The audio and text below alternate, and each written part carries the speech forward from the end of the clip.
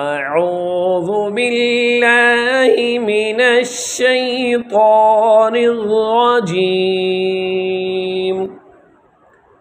سورة الفلق مكية.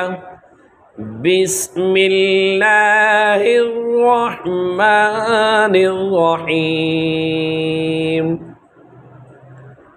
قل أعوذ برب الفلق من شر ما خلق ومن شر غاسق إذا وقب ومن شر النفاثات في العقد ومن شر حاسد إذا حسد. صدق الله العظيم.